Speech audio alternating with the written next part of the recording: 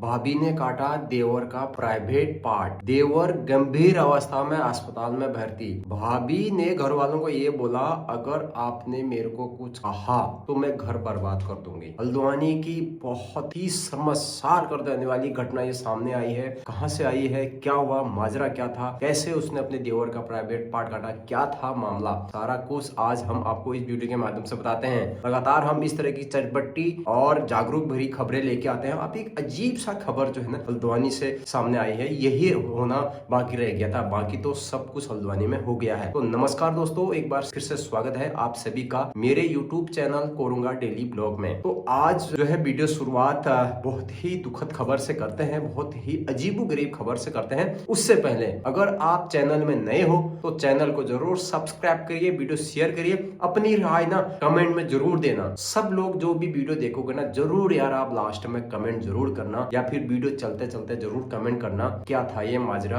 आपको इस पे क्या कहना है, आपकी क्या प्रतिक्रिया है। तो चलते हैं आगे। होता क्या है दोस्तों, दिवाली का त्योहार चल रहा था। दिवाली पे इंजीनियर जो है अपने घर आया हुआ था। इंजीनियर कौन इंजीनियर था, डिटेल में बताता हूँ आपको। सबसे पहले आपको ये बताता हूँ कि हल्द्वानी में कार्यरत था वो इंजीनियर। दिवाली का त्योहार चल रहा था, दिवाली, धनतेरस, भैया दूज, सारी चीजें इस समय त्योहार का टाइम है। तो त्योहार के टाइम पे आप भी घर आते होंगे, देवर आता होगा, भतीजा आता होगा, भांजा आता होगा, चाचा आता होगा, चाची आती होगी, सब लोग घर पे आते होंगे। कोई आते होंगे, कोई नहीं आते होंगे, मगर ये आए थे, ये देवर जी घर पे आए थे। देवर बोले तो सगा भाई ये घर पे आया था दिवाली के मौके पे। क्या होता है, दिवाली का जैसे पूजा उगरा सब कुछ हो जाता है, तो उसके बाद देवर जो है ना अपने कमरे में सोने के लिए चला जाता है। जैसे देवर सोने के लिए चला जाता है तो कुछ समय के बाद, रात को, अब दिवाली है, 12-1 तो बजता ही है, तो लगभग ये 1 से 2 बजे के बीच की ये घटना है। तो 2 बजे कमरे से ना अचानक चीख पुकार की आवाज आती है, हल्ला गुल्ला की आवाज आती है। तो इतने में जो है उनके घर वाले,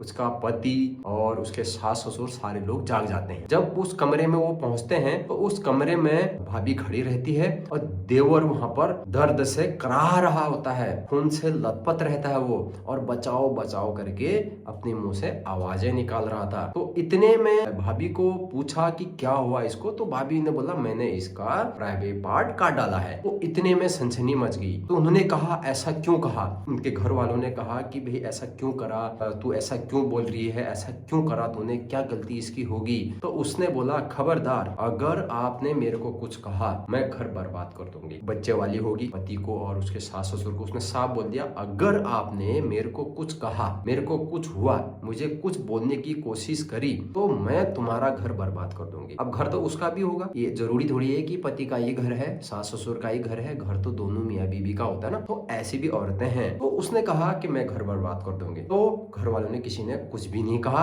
आनंद फानंद में उस व्यक्ति को हॉस्पिटल ले जाया गया, वो भी हल्द्वानी में नहीं है और कहीं देश के किसी भी कोने में नहीं, सीधा दिल्ली एम्स में। दिल्ली एम्स में वही व्यक्ति जाता है जो हर हॉस्पिटल नहीं लेता है, लास्ट कंडीशन में जाता है आदमी, क्योंकि और जगह से वो हो जाता है कि भाई हम नहीं कर पाएंगे और जगह से, तो उसके बाद एम्स जाता है। एम्स में उसका इलाज चल रहा है, ब्लड काफी गिर चुका था, काफी चिल्ला रहा था वो, और भाभी वहां पर हथियार लिए खड़ी थी। तो ऐसी भी खबर यहाँ पर सामने आ जाती है। अब आप कहोगे कि कारण क्या था, इंजीनियर कौन था, कहाँ का था, तो मैं आपको बताता हूँ। वो इंजीनियर एक सीमेंट कंपनी में इंजीनियर था, सीमेंट कंपनी का इंजीनियर था वो हल्द्वानी में। जितनी जानकारी आ रही है, जानकारी के अनुसार वह व्यक्ति एक सीमेंट कंपनी में इंजीनियर के तौर पर काम करता था। वह कंपनी थी हल्द्वानी में सीमेंट की कंपनी थी और वो इंजीनियर काम करता था। बाकी डिटेल दी नहीं है कि वह इंजीनियर जो है कौन से एरिया में रहता था, कहाँ रहता था। हल्द्वानी में ये इसका ये हुआ, इसका कोई पुख्ता सबूत अभी आए नहीं। काम करता था वो हल्द्वानी में, हल्द्वानी के सीमेंट कंपनी में काम करता था। यह घटना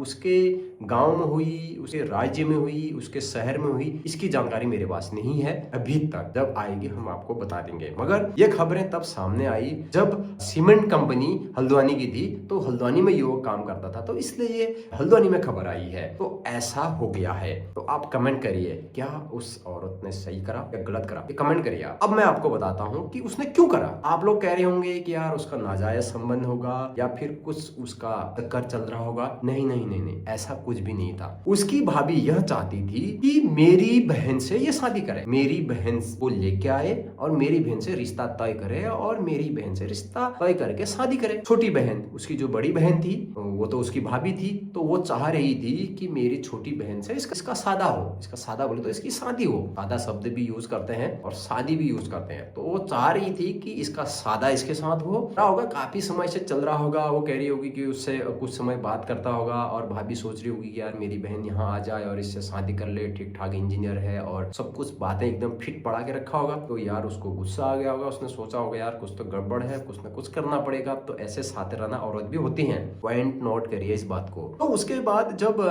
रिश्ता उससे कराना चाह रही थी तो रिश्ता तय नहीं हो पाया। जब रिश्ता तय नहीं हो पाया तो वो बौखला गई, गुस्से में आ गई। उसने बोला अरे ये क्या, मैं तो ये कह रही हूँ, इससे बात भी कर रहा हूँ, शुरुआत में क्या पता हाँ बोला हो, देख लेंगे, हाँ देखे, फोटो देखे होगा, बात करा होगा, मामला रहा होगा। ऐसे अचानक से कोई ऐसा कर नहीं सकता है। तो इस बीच उसको भनक लगती है कि उसका रिश्ता कहीं और से हो रहा है। उसका जो देवर था उसका रिश्ता कहीं और से हो रहा है, वो कहीं और से शादी कर रही है। ऐसी भनक उस भाभी को लग जाती है कि भनक उसकी भाभी को लग जाती है कि ये तो मेरी बहन से शादी नहीं कर रहा है, इसकी शादी जो है कहीं और तय हो गई है और रिश्ता एकदम तय हो गया है। अब तो वहां से शादी करेगा, अब मेरी बहन जो है इससे शादा नहीं कर पाएगी, इससे शादी नहीं हो पाएगी।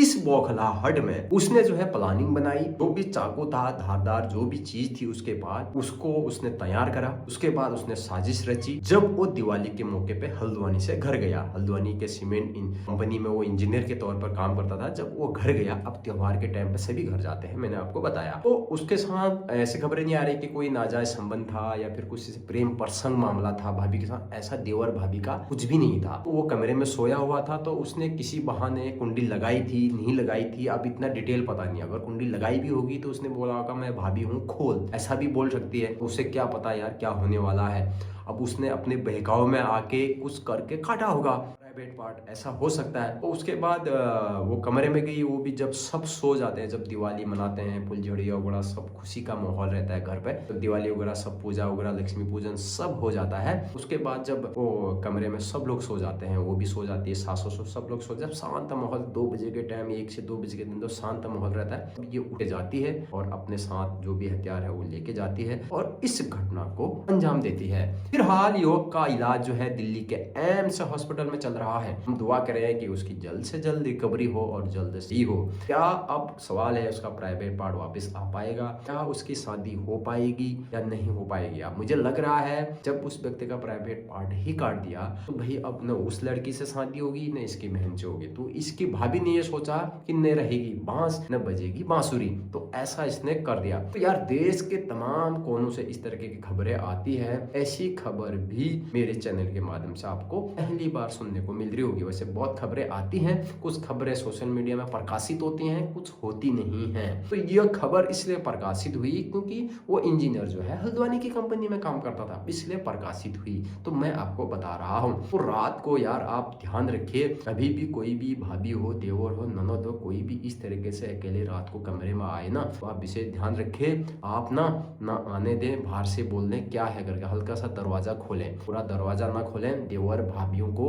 कमरे में ना आने दें। अगर आप कमरे में अकेले हैं तो बिल्कुल भी ना आने दें। इस वीडियो से यही सीख मिलती है कि ना आने दें कमरे में, ना देवर को आने दें, ना भाभी को आने दें, ना चाचा, ना भतीजे को। जब आप अकेले कमरे में हैं, आपको शंका हो रही है, कुछ ना कुछ हो सकता है भाई। अब उसने थोड़ी सोचा होगा यार खुद भाभी ही मेरी कातिल बन जाएगी, मेरा ही प्राइवेट पार्ट काट देगी, ऐसा उसने सोचा नहीं था। ऐसा सोचा होता तो दरवाजा नहीं खोलता। तो कुछ न कुछ मामला रहा होगा, उसने और जगह भी हमला नहीं किया, उसने कुछ गड़बड़ रही होगी। तो आप क्या कहना चाहते हैं इस वीडियो के माध्यम जरूर कमेंट करिए। छोटी सी जानकारी थी।